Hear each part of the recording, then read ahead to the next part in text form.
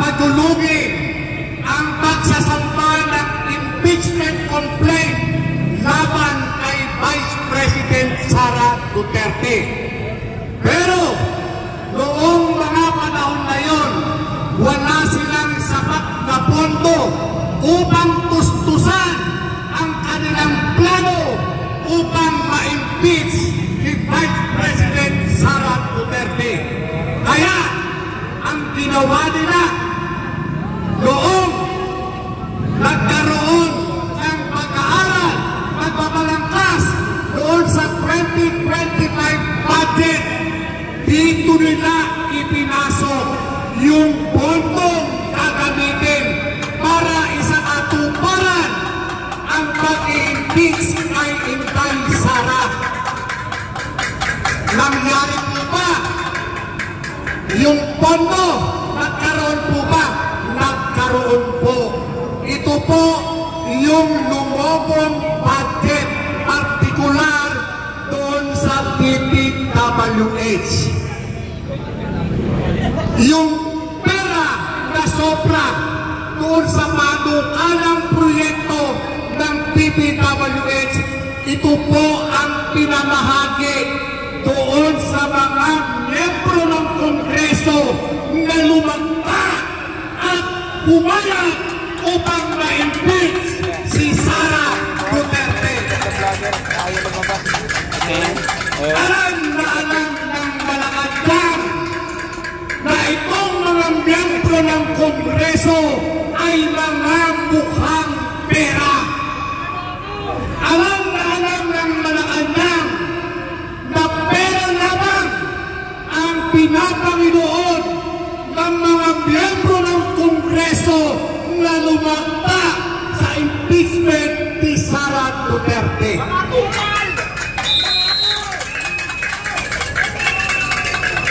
Ayon sa Malacanang, hindi tayo kayang estapahin ng mga taga-Kongreso.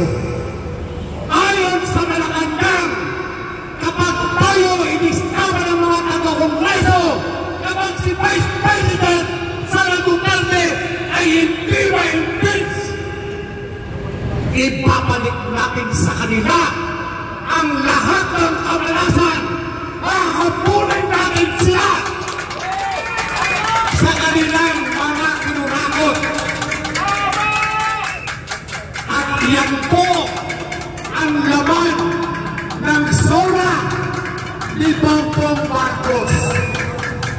Ayon kay Bongbong Marcos, papanagutin na yung mga kurang na mga kongresista, mga kontratista na nasa likod ng flood control. Itong nangyayari ngayon, ito po ang sipa ni Bongbong Marcos doon sa mga nabigong atalsikin si Sara. Ginagantihan ka ang Kongreso, ang mga kontratista, sapagkat nagkamali ang Kongreso sa pagpapay ng apat na impeachment complaint, kung kaya naging daan ito sa pagbabasura at pagdideklarang unconstitutional yung articles of impeachment na isinampa sa Senado. Akala ng marami, itong si Bongbong Marcos ay bayani. Mali po. Naniniwala ba kayo na itong si Bongbong Marcos ay bayani? Si Marcos, siya po ang pangunahing mastermind.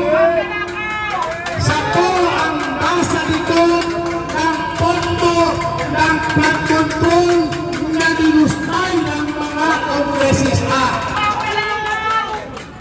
Kaya kung tatanungin ko kayo, dapat ba natin palagpasin ito?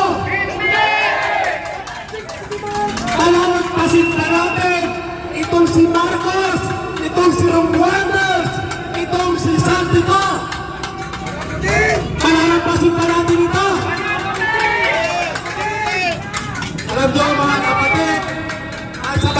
ko na yung pagkakataon hanggang mayroon pa tayong oras. Hanggang mayroon pa tayong oras. Sama-sama natin pusasan si Marcos. Pusasan si Marcos! Salamat po. Habang naka-live din si Eric, pinapasalamatan natin ang mga political bloggers, commentators nandyan. At tumataguntong ang boses ng mga mamamayan. Hindi pa payag ng mga Pilipino na mananahimik tayo sa gitna ng pagnanakaw at pandarambong. Ang sagot ng taong bayan, ang tao, ang bayan, ngayon ay lumalaban. Ang tao, ang bayan, ngayon ay lumalaban. Ang tao, ang bayan, ngayon ay lumalaban. Ang message of this community, Marcos resign! Marcos resign! Marcos resign! Marcos resign! Marcos resign! Marcos resign! At ngayon, pakinggan natin ang boses ng isa pang manananggol para sa interes ng mga kababayan natin. Walang iba kundi ang kaisa natin ngayon, Atty. Myong Garin. Salamat Kaselis, no?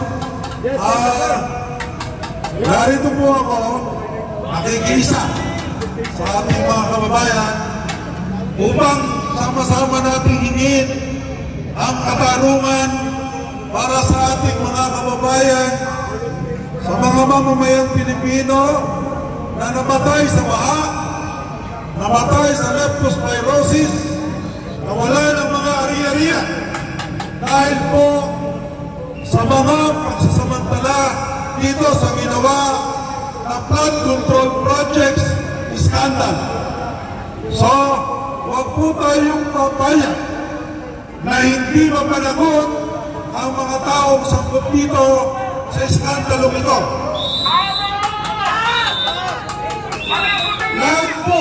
Lahat po ng kasangkuhan ng mga kontraktor na yan ay dapat kupara natin sa harap ng mamamayang Pilipino sapagkat ito po ay isang crime conspiracy upang nakawan ang harap-harapan ang ating mga kababayan dito sa ating bansa. Ngayon, meron na pong ginagawang investigasyon sa Blue Ribbon Committee. Bigla na lang kay sumulpot ulit. Merong investigasyon sa Kongreso. At sinasabi, ni Bongbong Marcos magkakaroon pa ng panibagong komisyon na gagawa ng isang investigasyon. Mga kababayan, nakikita na natin